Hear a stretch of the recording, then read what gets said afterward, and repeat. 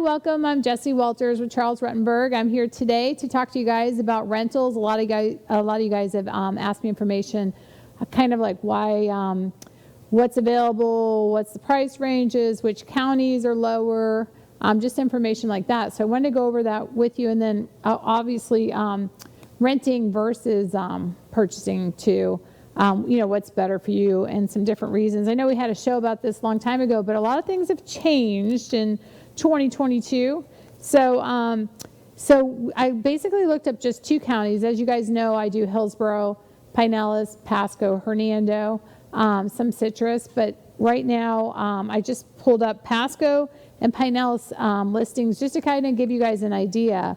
A couple years ago, a 1-bedroom in Pasco was probably about $600 a month. The average for Pasco right now for 1-bedroom, 1-bath is $900. So there's quite a few listings right now, which 220 listings in Pasco. And like I said, the 1-bedrooms are $900 a month. When you compare it to Pinellas County, 1-bedrooms are around, 1-bedroom, 1-bath is around $1,100 a month. So you can kind of see the difference. The more south you go in real estate, the more expensive it is. So if we're in Miami, we're going to pay major for a 1-bedroom, 1-bath. But if you're in Pinellas County, of course, it's not as south. What's Pinellas County? If you're new to the area, Pinellas County is going to be like Clearwater, Palm Harbor, Tarpon, some areas in Holiday. So that kind of gives you an idea of most Holidays, Pasco too, but right on the line there. So you're looking at a 1-bedroom, 1-bath in Pasco, $900 versus Pinellas, 1-bedroom, 1-bath, $1,100. Pinellas, there's 596 approximate listings, and of course I pulled this like a week ago, so these might be more or less, but this kind of gives you an average. How much is a 2-bedroom in Pasco? The average price is around $1,100 to $1,200 a month, and then the 2-bedroom, 1-bath, not a 2-2, a 2-1 in Pinellas, the average is around $1,200. $1,300. So you got quite a bit of savings if you can afford that extra drive time. If you work in Pinellas County or Hillsborough County, if you can go to Pasco, you're going to save a couple $100 a month. And then right now you're going to have to figure in the gas prices. So most of the time I would say it's going to save you big money. Right now this week gas prices are really up. So you're going to have to do the logistics of, literally putting in your employment address to this new home and see the miles, and then how many miles per gallon you get on your car would be the exact to figure that out. But anyway, so as we're comparing listings from Pasco to Pinellas, a 3-bedroom, 2-bath in Pasco is about $1,550 a month. 3-bedroom, 2-bath in Pinellas is about $1,800 a month. So now from there, when you start to get to the 4-bedrooms, it really jumps. So you go from Pasco, $1,550, $1,500, maybe $1,600, just a normal Pasco home, nothing super fancy. We're talking just 3-bedroom, 2-bath, and then Pinellas, 3-bedroom, 2-bath. Again, nothing fancy, just normal. Rental about $1,800, and then when we get to the 4-bedrooms, we're looking at Pasco about $2,900 a month, and then a 4-bedroom in Pinellas County, the least expensive one was $4,800 a month. So it goes on supply and demand. In other words, there's not a lot for rent, and so when that happens, the sellers or the landlords will, it's kind of like being a seller's market. Same thing as like a landlord's market. The only thing is that I know a lot of people are saying, well, landlords are being greedy right now. They're getting top rents and stuff. But you have to think also, when you have a home that you own, the tax collector, you get your homestead exemption on it. When you are a landlord, you don't get that homestead exemption on there, which of course you don't get the tax discount because you're not homesteading the property. And then what that also means is that cap, there's no cap on it. So if you have a homesteaded property, there's usually a cap for about 3% a year that the county can raise your taxes.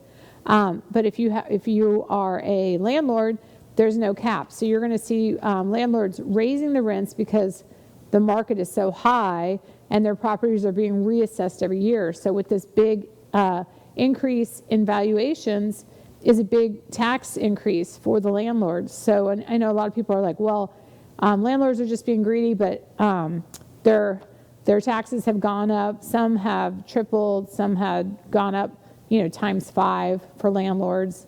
And then also the actual insurance, there's a lot of insurance companies who are canceling in Florida, and so their insurance has gone up too. So when you take those actual figures into consideration, it kind of justifies why the rental prices are going up. And then of course you do get the greedy people, in any field in real estate, you'll get someone who's, wants to get the most money that they can because just in case anything falls. But I think it's, it's relative, but then it's hard for some people to understand because they say, well, it's a business, for them, it's a rental, they're just being greedy. And then I guess when you actually if you actually pulled up their taxes and their insurance and all that, and their expenses and how much it is to have new roofs and air conditioners and stuff like that, then you could see that a lot of landlords right now are on the losing end. So when you when you see an increase, you know why. So I know a lot of them right now are increasing the prices so much that the tenants are moving out and they're trying to find either smaller homes, which less per square foot prices, or purchase. Of course, that's where we come in. We want to talk to you about purchasing instead of renting. But also, I just wanted you to know I found some 5 bedrooms, and the 5 bedrooms were $4,900 in Pinellas County. Now, again, I didn't go through each one and see, is this home in beautiful, immaculate condition for $4,900 a month? When you're renting, you've got to have at least 3 times that income. So you figure someone at $4,900 a month, they're making actually really good money. Are these people together making like $15,000 a month? Why wouldn't they purchase? So the reason they might not purchase is, of course, location. Maybe they just moved here. They're not sure on the location. They want to try it first. There's different things like that. But we were actually comparing, even just starting like the 1 bedrooms and compared 2 bedrooms compared to about a $350,000 home, which was the best way to go. And it ends up being, you're kind of comparing it to a 3-bedroom home. If you're looking in Pasco, if you're looking in Pinellas, you're looking at a 3-bedroom, and you're looking at about $300,000 to $400,000 a year. And then when you take those payments of purchasing versus renting, there's a lot of things to take into consideration now because we've got interest rates going up, and also gas prices are going up too. So there's just different ways to figure out what's the best, situation for you. But I've got a bunch of different ideas. As far as renting versus purchasing. Now, if you're an agent and you want to do rentals, as far as commissions and stuff like that go, a lot of the rental agents like to deal directly with your actual customer. So as a realtor, we don't get really paid big on rentals. If you have a customer and you're trying to really help them out for a temporary rental, or you're trying to help them out to find a rental because they're not ready to purchase yet, best thing to do is to turn them over to that rental agent direct, give them the contact information for that rental agent, make sure and refer that out without asking for commission is normally what I do, just so that person can actually get into the home. I feel like the more expenses you get that rental agent, the less chance your customer has to actually get the rental. And now, if you're watching the news, you're going to know that there's rentals who are taking the highest bid right now, which means that there's still a shortage, which means that a lot of people are selling their homes and they don't have a backup plan. If you're an agent and you're selling someone's home, make sure that they have a relative they could stay with. Make sure that they have some rental in place If, like I said, if they don't have a rental in place, make sure they have some type of backup plan for housing while that rental is getting ready. Make sure it's 100%.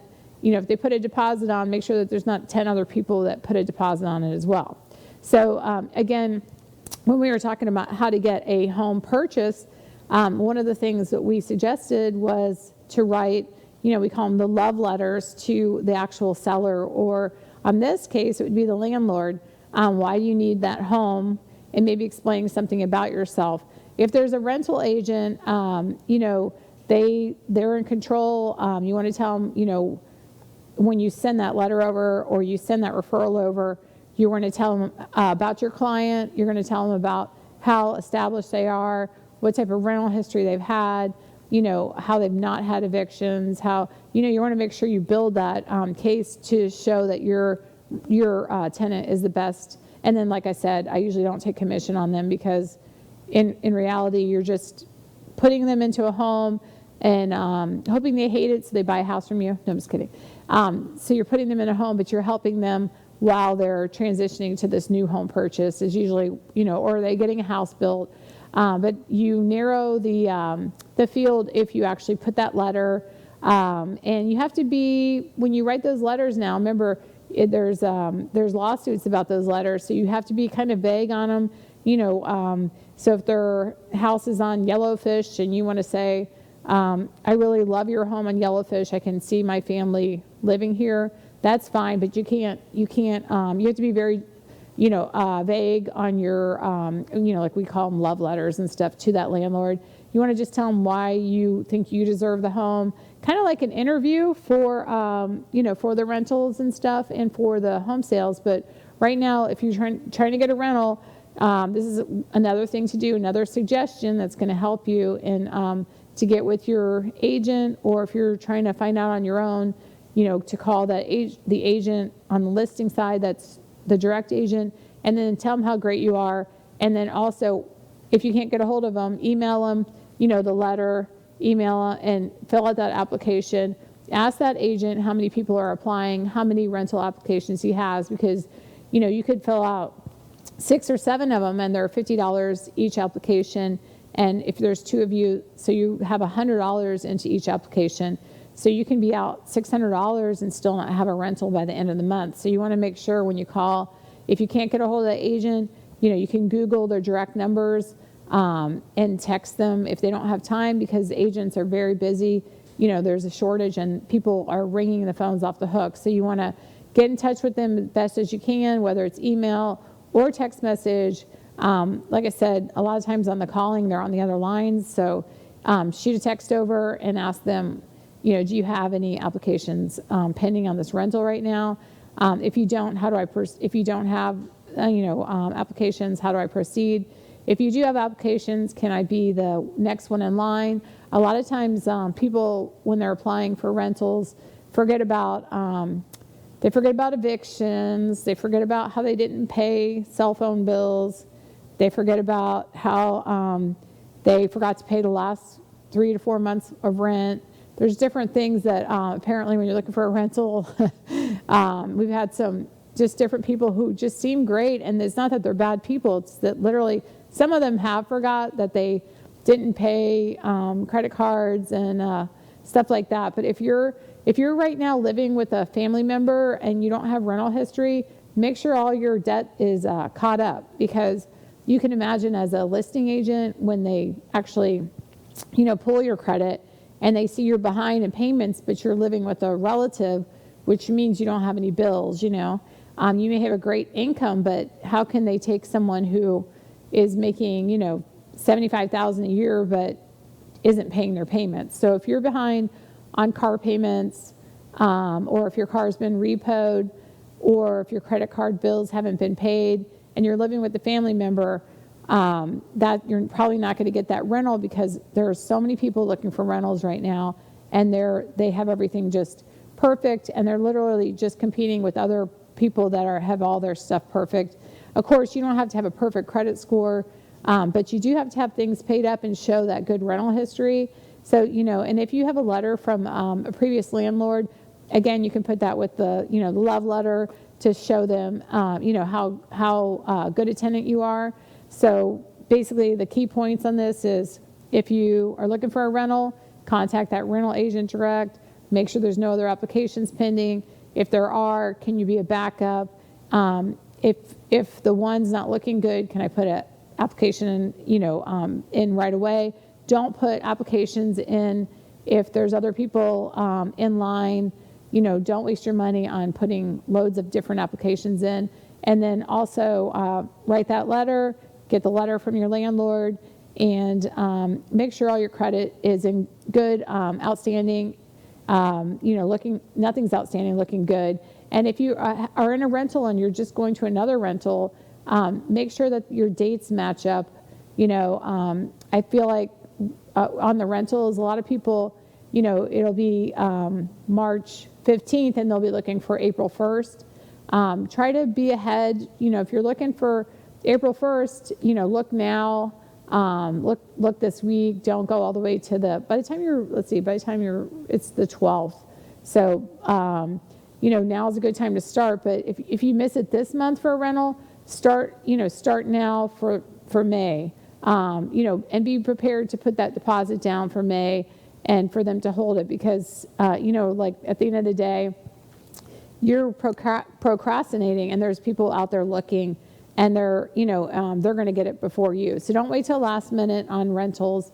But those are kind of the key points if you're actually trying to get a rental, and tips. If you guys have any questions or you need help, again, like I said, I don't usually charge my tenants commission. I usually just help them out to find a place, and then when they purchase, ask them to remember me. I'm glad to help. But if you guys need to call me or ask me for any suggestions, you can always email me. I put obviously my contact information's up. And if you are trying to rent out a house at Charles Rutenberg, we are able to rent that house out for you. Not doing property management though, for our clients, but we are able to rent that house out, and it will go fast. You won't be sitting there with the house empty. So if you're thinking, should I sell my house or should I rent it out? You're going to actually end up renting that out pretty quick. Within a couple weeks, if your house is ready to go, you'll have a tenant in there. I want to say in a week if we're not really picky on the tenant, but we try to be picky for you guys. So those are my key points on that. And we're going to take a break, but we're going to come back and we're going to talk about renting versus buying, and which might be better for you, even though there is a shortage and stuff. So everybody stay tuned, and I'll be right back.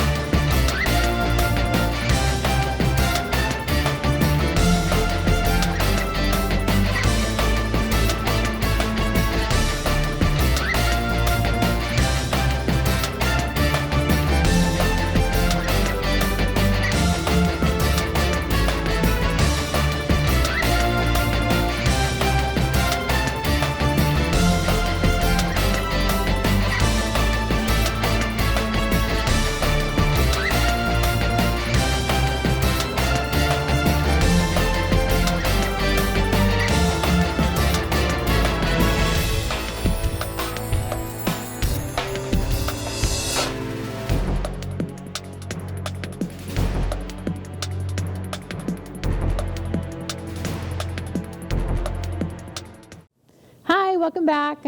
I'm here with you guys today to talk about renting versus buying, and we gave you some tips on renting and how to get a rental and all that stuff. So of course, me, I'm going to try to talk you into buying, and why would I do that? Basically to make sure you guys are building equity in your house, and it's like a little savings fund when you're actually purchasing a home versus renting a home. I know a lot of you guys have sold your homes, and some of you have said, I'm just going to travel, I'm just going to rent, I'm just going to, just different things. Or some of you, we're going to keep that home, we're going to rent it out. I know that we had other shows on this, but if you are selling your home and you are on the fence of, should I rent my house out? I always say to people, if you love your house, if you guys live there for years and years and you raised a family and you have sentimental attachment to this home, don't rent it out, because the person who rents it out, you want to hope that they will have sentimental attachment at some point to your house and really take care of it as good as you. But most of the time, they are not going to take care of it as good as you. So, so with that being said, sell it, and then it's sad, but then you're free of that home. And another reason to sell it is if you've lived there for more than 2 years and you've raised your family there, it's actually tax-free. The money, you won't have to pay taxes on it. But if you turn it into a rental and then sell it later, you will have to pay taxes on it. So it's kind of like, talk to your accountant, but that's kind of like the pros and cons of keeping that home. But I have had people who are just devastated because they can't believe, what a tenant had done to their home.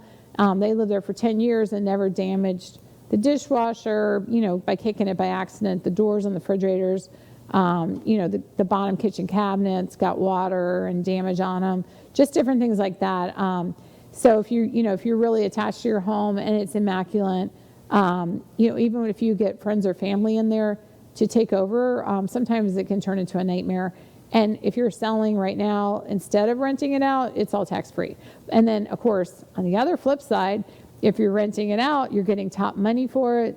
So maybe that'll make the sentimental attachment go away. I don't know if you're making $1,000 more than you would have, out of this home. And then if you're getting a mortgage, we're sponsored by the mortgage firm, Delane Gaston. She can tell you how to put that rental income into your new mortgage for your relocation. So that's another thing. If you're going to keep that actual home as an asset and you're going to turn it into a rental, which is no problem. But like I said, your tax, it's going to basically ruin your tax, where you're going to have to pay taxes eventually when you do sell on it, unless you're going to keep it in your family for years and years and years. So, excuse me, we were talking before about renting versus buying. And so a lot of people, love Florida. We usually don't have this, but how long do you want to live in the same place? So sometimes if you're in one neighborhood and you think, well, when I'm 55, I want to live in a 55 community. So I don't want to, I'd rather rent right now and then move into this long-term place after, that would make sense, something like that. But a lot of times people will say, I'm here, if you're younger and you're here for work, and you just moved here. I have a client who just moved here from Texas.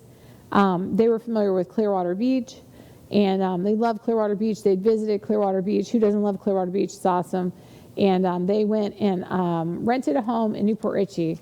And the first thing that they said after the videos, they rented it virtually. And after the videos, they said, this is not like Clearwater Beach.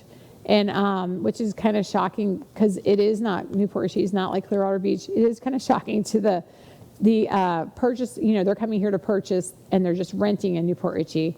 Thank God, because it's not like Clearwater Beach. So anyway, so if you're living in another state and you're coming here and you're just not sure of the areas, and you don't want to, rent, you don't want to purchase, you should rent in an area, see what it's like, see if you like the traffic, see how much traffic you can handle, and that will play a big part in your area of where you actually move to. Or I always say, anywhere I live in Florida, I want to be 15 minutes from a beach. So if you're like me, you want to be in Clearwater, or maybe Dunedin, or Tarpon, or somewhere where there's 15 minutes from a beach. In Florida, there's a lot of places that are 15 minutes from a beach. Might not be the Clearwater Beach, might be Hudson Beach, might be, north. It could be just different, Pine Island, just small beaches. But if you want to be 15 minutes from a beach, there's a lot of places in Florida. So, but basically location is very important. If you're going to work and you're just starting a new job and you think this is your dream job and you want to purchase a home, should you come here first and rent? Maybe you'll like to live more, if you're going to work in Tampa, which is very popular for a lot of my customers to work in Tampa. I had one I just sold from, where are they from? They are from Kentucky, and they just moved here to work in Tampa, and they bought a home in Spring Hill. They liked Spring Hill because it was bigger lots, more bang for your buck, so they got a bigger home. We started looking in Hillsborough, but they didn't want to be where it was so busy. They're from Kentucky. They want it to be a little bit slower paced. So we ended up in Spring Hill. So just depending on which area you like, and if you're set on buying, then make sure that you share that with your realtor. I'm going to work here, but I like this type of pace, or I like the beach, or maybe my kids are in different sports. I want to be close. They like ice hockey. You're going to be closer to like Hillsborough, Pinellas County. I want this school. Then you want to be closer to the school. You want to be in the area of their school. So there's lots of questions to ask, but your realtor, or if you call me, obviously I could help you out with that. So you're going to be at that home for a few years. The key right now to make money out of your house is to definitely be there more than 2 years, so that if the property does go up, it's all tax free. You want to make sure that you that you homestead it, that you live there for 2 years, and then if you're going to move from there, you get, like I said, all that money for tax free.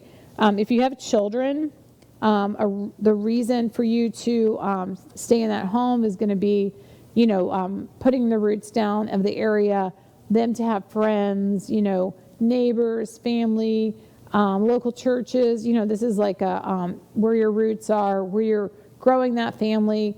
So that's something versus renting versus selling, because if you're renting and you're not sure of all that, then you can just pick up and go to another area.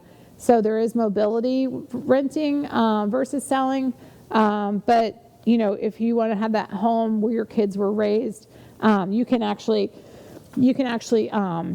purchase that home and then stay there and then grow that family and then have that, have your homestead, be building equity. So that's one of the keys and positive, things too. If you're getting married, if you're not married and you're single, a lot of people say, well, I'm renting. There's no reason for me to own a home. It's one of those things, if you feel independent and confident enough in the area, a lot of single people are making, money just the same as married couples. They're purchasing homes and selling. And then if they don't like the area, then they're selling the home after 2 years and purchasing again. I just sold one in Palm Harbor, and I've sold her. We've moved 3 times now. Single, has made money off each move, and she's smart, and that's one of those things. So that you're actually building equity. You're getting that savings account going without having to put in, making yourself put 100 or 200 away a month. Your home's building equity, especially right now.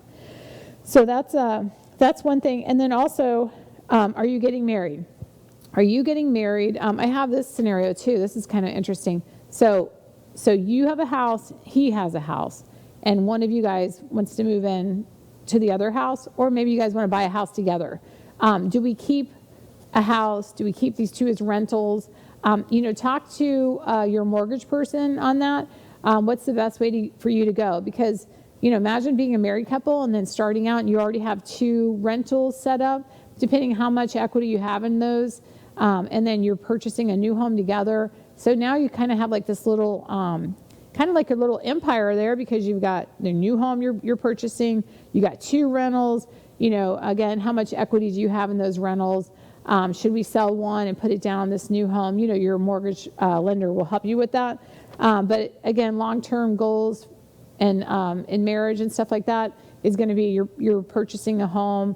And then, long-term goals, if you're getting married, they do rent home, you're married, you rent a home too, and just find out if you like the idea, the area, the idea of purchasing a home together and where you're gonna go in that area. And then if you live in a 2-bedroom home and you're getting married and you're starting a family, you might want to get a 3-bedroom home or a 4-bedroom home, depending on what your plans are for the future as far as children, or dogs or cats, depending if you're going to be a cat mom, dog mom. But these are also things to consider. Are you going to want separate rooms for your cats and dogs? Are you going to want separate rooms for your kids?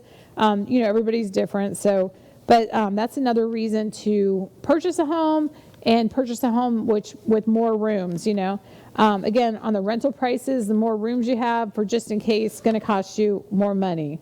So in both cases, it might be a good idea to rent, to find out, your budgeting needs, how much you guys can afford, and then find a home after. And then, of course, if you, the lifestyle changes being that you're actually, having children, stuff like that. So they say there's risks for, for purchasing a home. So the risks that I see on purchasing a home would be, okay, so I took all the money I had to get this home. I have no money left. So if one thing goes wrong, I hear that all the time. If we move in and one thing goes wrong, they're in trouble. So not necessarily those words I've heard, but they're going to have problems. So what I suggest is, if you purchase a home, to not, to have, you're going to save up enough money to purchase that home with the money down. And then you're going to have, I've heard different authors of different books called an emergency fund. I do believe in having an emergency fund. I know a lot of people will throw it on their credit cards, and depending on the interest rates, a lot of times you'll never get those down again. So if you move into a home and you have no, you have no extra money, and God forbid, lightning bolt hits the air conditioner, and now you got to get a brand new air conditioner. You're like looking at between $5,000 and $6,000 depending on the square foot.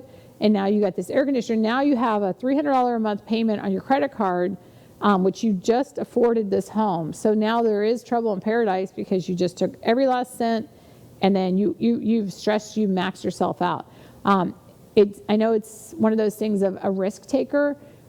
People will just take a risk, no risk, no reward, and that's 100% true. But make sure, at least mentally, you're ready, if there is a problem, to pay that extra money for a credit card payment, or something like that. If you don't have that emergency fund and you're still willing to take the risk to get that home purchase, or you have a rich aunt, I always say, if you have a rich aunt, have her call me too. I need a rich aunt, so I'm willing to take more relatives. So you got your mobility, you've got your risks of renting, which is going to be, basically putting all your money into the home, and then, there's a plumbing issue, there's an air conditioning issue, there's a roof issue, there's some problem, that was not foreseen, that they couldn't see on your home inspection. And then, you're going to have maintenance things. You're going to have, so I also, when you're renting too, sometimes you're going to mow the yard, sometimes you're going to have an apartment complex. If you're purchasing, you're going to mow the yard, you're going to have your water softener system, maybe you're paying for your water, are you fertilizing your grass? Are you in an HOA where your yard has to be green? Have you took any of that into consideration, where they ask you to pressure wash your driveway once a year to make sure your roofs are clean? Are you able to do that work yourself? Or are you more of a, I want someone else to do it? So if you're that person and you want someone else to do it, maybe you move into a townhome, and where the HOA does the lawn and does the roof, exterior painting, or you rent, because they'll take care of those different items for you. On some rentals, though, you're going to still end up mowing your yard, and some landlords aren't going to come right out if there's little problems and stuff like that too. Some of the leases now say that you'll repair up to $50 or up to $100 in repairs. So sometimes it's just better to actually purchase a home, weighing out the different things, weighing out basically the difference between purchasing and renting. But I feel like everyone has a good experience with renting. I have a couple right now too. They've talked to me in the last, I would say, 3 years. And the whole problem with them is not that they didn't make enough money, it's just that they weren't at the same line of work for 2 years to get that mortgage approval. Of course, renting, they want to see that you're at a job, not necessarily the same job. So, they may have excellent credit and you may have the money down, and you just have to stay at that job for 2 years. I've had people who say, well, I want to just I'm almost at this job, but we're going to relocate and we'll buy a house there.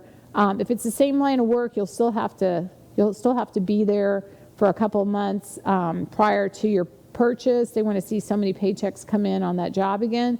So if there's mobility as far as you were renting and same line of work, but if you switch lines of work, which is the one couple I have, if you switch a line of work, which they did, we need 2 years bank statements, and now we have to wait additional.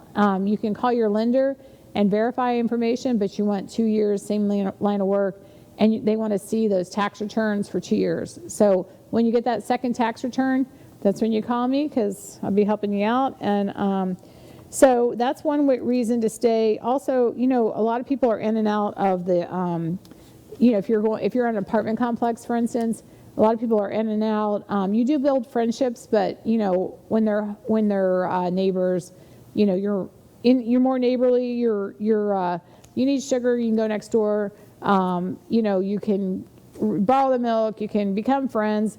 Of course, it doesn't mean your neighbors aren't going to move, but it does mean that the chances, especially if they have kids and stuff going to schools and different things, chances are less than an apartment complex where people every year are using that as a base to build their credit and then get ready to purchase a home. So you're going to have more in and out, people of an apartment complex than you are a residential neighborhood. And now, of course, some residential neighborhoods, you're not even allowed to rent the homes out. So that's another thing too. If you're going to rent out your home, you have to check your rental restrictions in that area. Some of them, you just have to own the home 2 years prior to renting them out. So there's those restrictions too. But stay tuned, because we're going to talk about what's the rent price versus the purchase price. So everybody hold tight.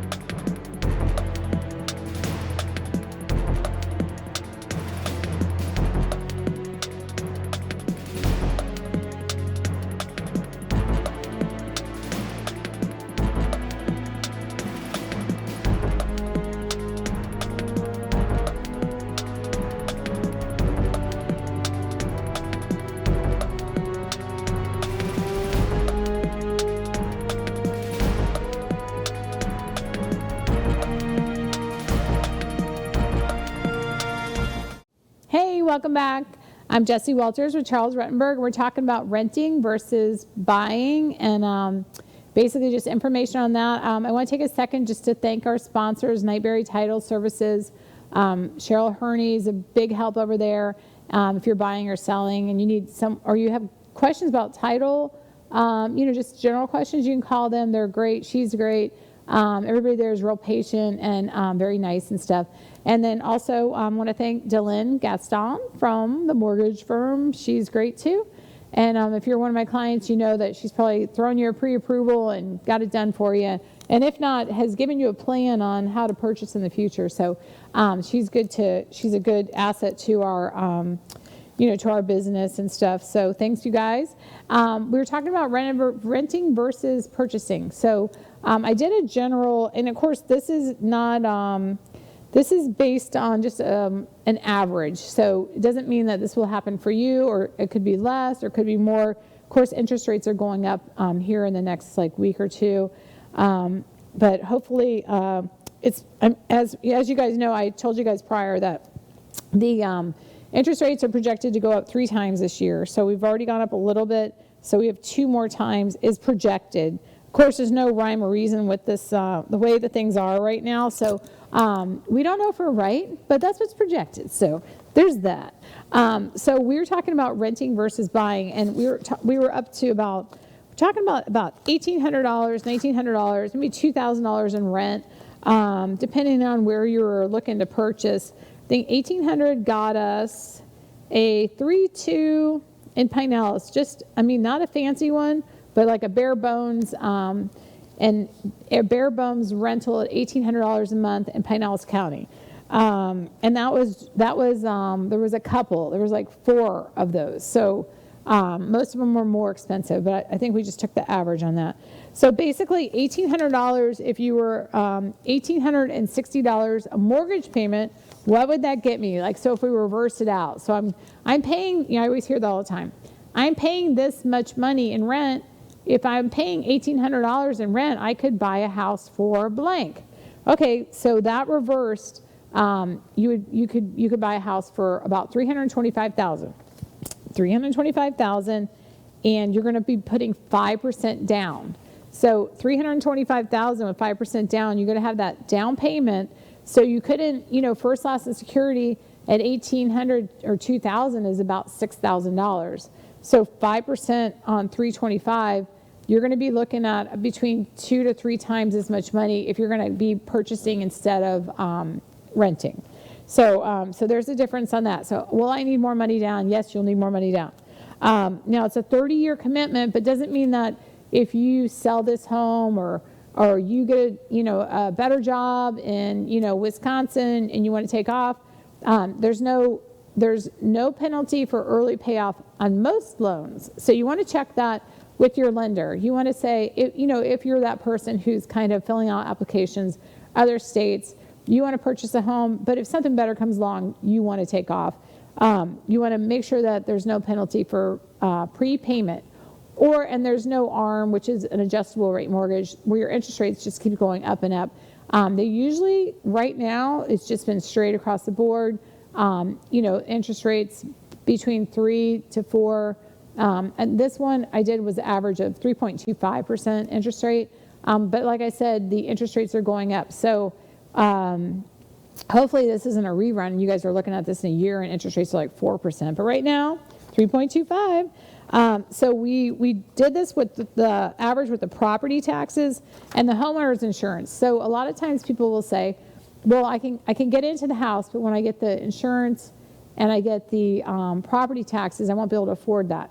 Well, now they make it so it's one payment. So you're going to put your mortgage interest principal, then you're going to put your insurance in there, and then you're also going to put your taxes in there, and hopefully you're going to have the homesteaded so the taxes stay down, and then that's going to be your one payment. Your mortgage company is then going to send the checks out at the end of the year. So in other words, whenever your homeowner's insurance is due, it's going to escrow it and it's going to send it out. It's like having a free little accountant, and then you're also going to take your taxes, and when they're due, they're going to send them out. So you're not going to have to worry about those two things. But they say, Jessie, what about the homeowners association? Is that going to be included in this? No, it's not. You're going to have to pay the homeowners association, whether it's quarterly or monthly or yearly. You're going to have to pay that on your own. Another question about homeowners associations: if I don't pay the homeowners association, can they foreclose on me? Yes, they can foreclose on you. Yes, they can sue you.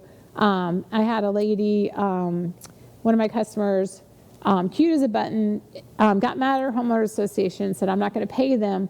And it doesn't matter because my house is paid in full.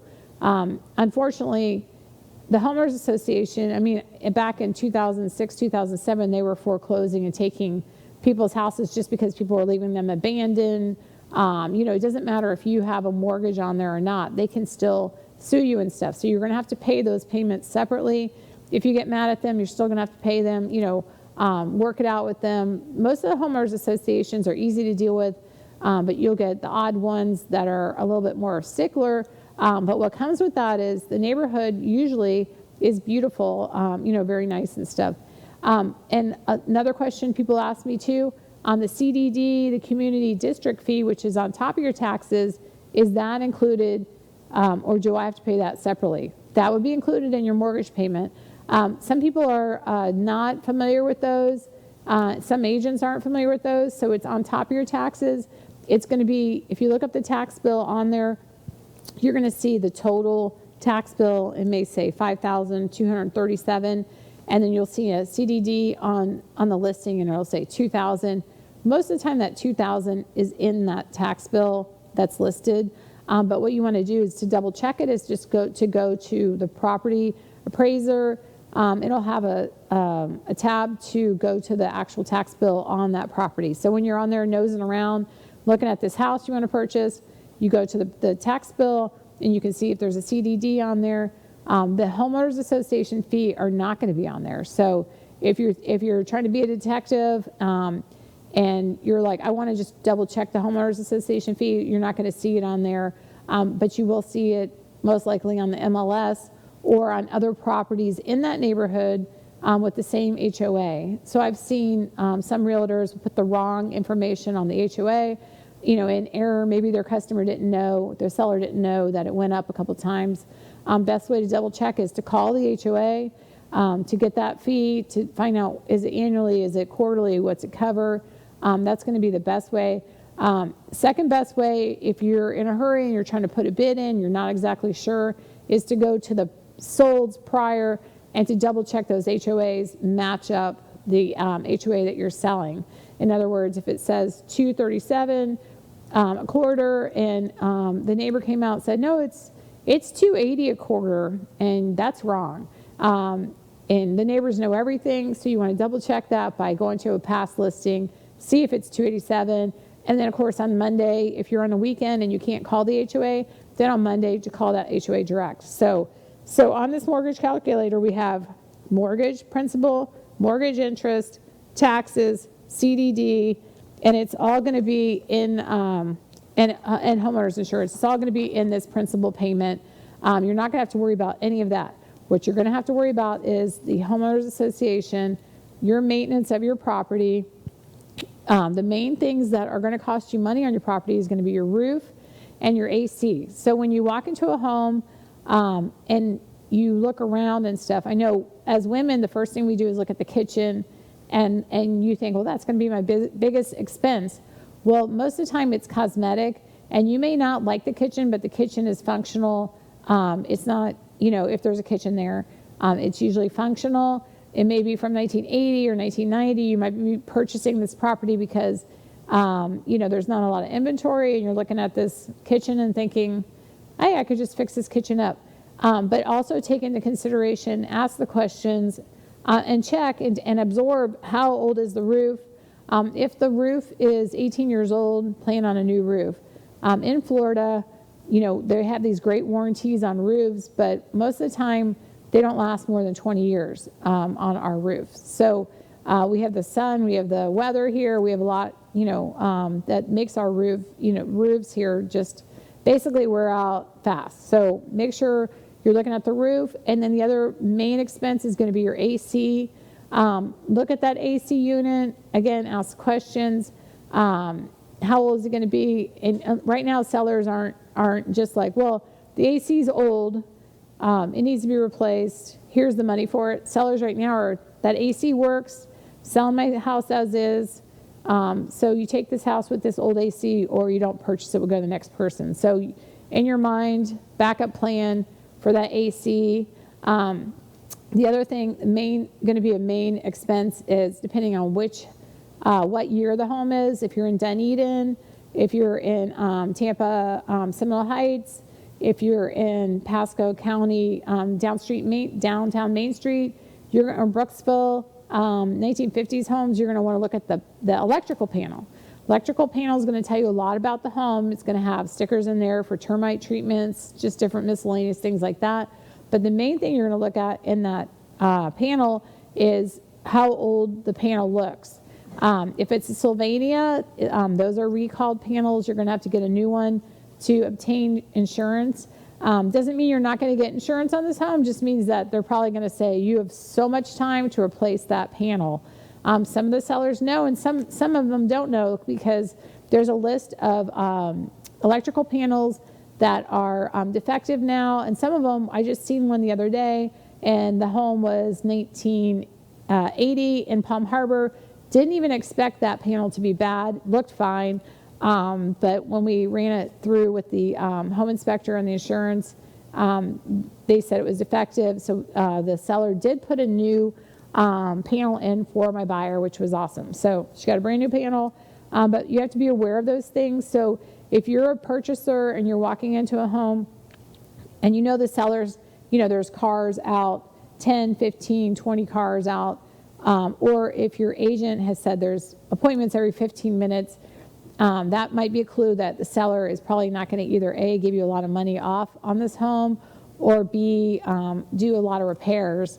So you want to take those things into consideration when you're looking. So you're looking at, like I said, the roof, the AC, electrical panel, and then another key thing is to look underneath the sinks in the kitchens, in the bathrooms, so you can see if there's problematic areas that you're going to want to fix right away when you go into that home.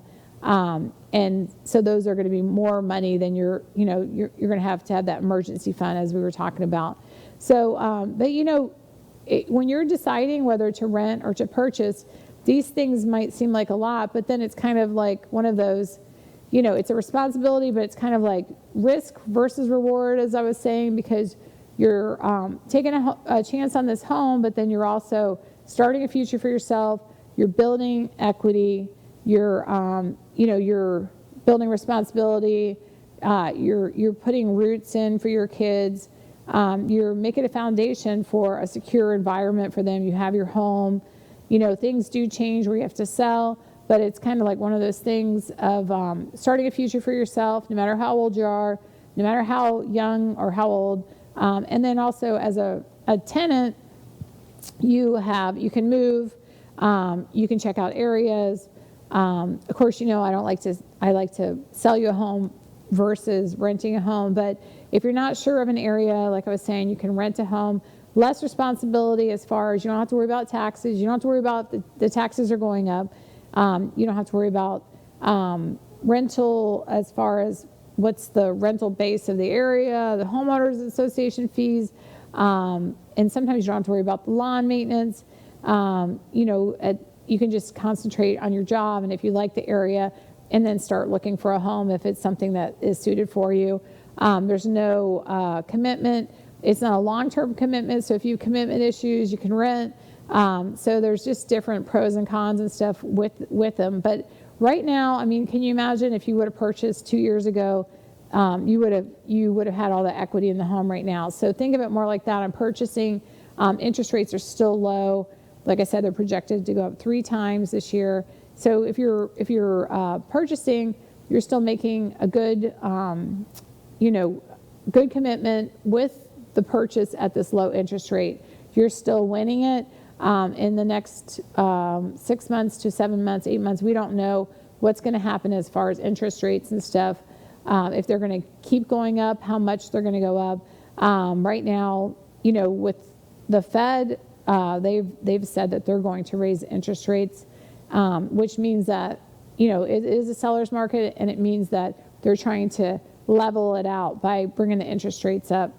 So that's why they put the interest rates down, was to stimulate the economy, and it did with the housing market's gone through the roof. It's crazy, but when the Fed starts to go up, usually it means that it slows a little bit. So if you were approved for 350 and at 3%, you may be only approved for 340, 335 now. You need to check with your lender. As that interest rate's climbing up, your approval is climbing down. So unless you're making more money, you want to talk to your lender and get more motivated to get out there, because as these, like I was saying, as the interest rates are going up, your limit's going down, and it probably doesn't make sense to you, but just it's just like, I know it's a shame and everything, but it's just kind of the way it is right now. As far as we had Dylan on here last week, and she was saying that if you were approved for 350 last year, you're approved for 320 this year. So some people, it can be a significant, like 1% interest rate can be very significant on what your approval is. And ironically, the houses are still going up and the interest rates now are going up, so your approval is going down. So there's a whole new thing there. It's like one of those, I need another show to even talk about all that, because don't get me started. So anyway, if you guys are buying or selling and you need help, just give me a call. And if you guys have questions on what's best for you, we can put pen to paper and figure out what's best for you for renting versus purchasing, to find out what is a plan for your future. When I talk to Delynn, she can always get you an approval and see if it's something that she thinks you should wait, or maybe you're not ready credit-wise. Maybe that's why you're in a rental, because you have to fix some things. We can kind of get you that to-do list and plan on next year for your purchase. I have one couple right now, their purchase date is March next year. And you think, well, that's far away. But if you think about it, March last year, it just zipped by. So if you need a plan, we can put it in place. And also remember too, if I get you pre-approved now for March of next year, you're going to have to reapply. But what we can do is not pull your credit, and we can just get an idea where you're at and get you a plan, and then pull your credit closer. Like I would say December if we're going to go for March, so your pre-approval is still good. So if you guys are buying or selling and you need help, just give me a call or send me an email. I'd be glad to help you out. And everybody have a blessed day, and we'll meet again soon.